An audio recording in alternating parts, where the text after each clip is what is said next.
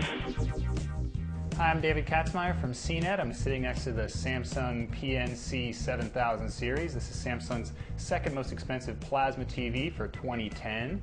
A couple of high points on this TV. It's 3D compatible. We'll get to that in a little bit. It's also vanishingly thin. If you look at this TV on the side, it's about 1.2 inches deep. You might mistake it for an LCD TV, but it's actually plasma.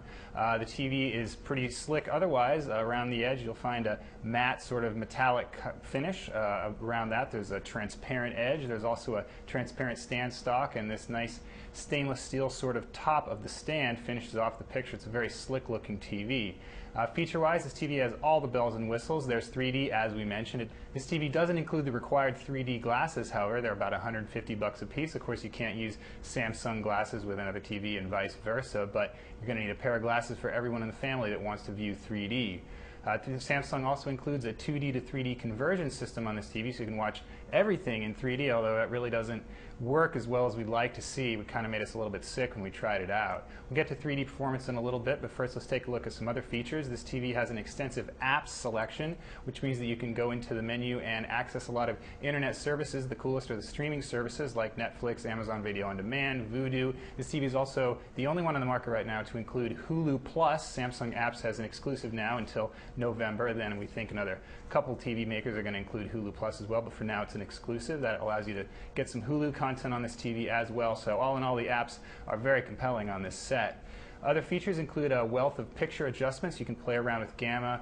There's a 10-point IRE system, new for 2010, and a couple of other picture tweaks, so calibrators will have a lot to do to adjust the picture quality on this set. Around back, you'll find a strange-looking input bay. That's because the TV is so thin. There's actually 4 HDMI inputs on the back. Just one component video input, though. There's also a PC input, a LAN port, and a few other inputs, so all told, pretty good connectivity on this set. There's also 2 USB ports, which is nice if you want to use the optional Wi-Fi adapter for all that internet stuff. Of course, the Wi-Fi adapter is another $100.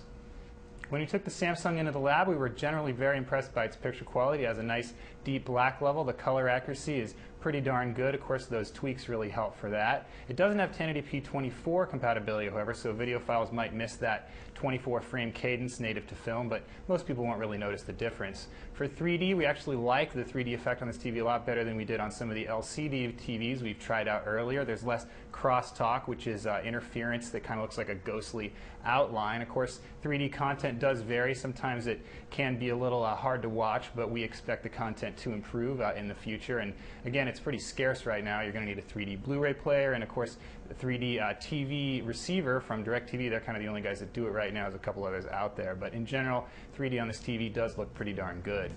That's a quick look at the Samsung PNC7000 series, and I'm David Katzmeyer.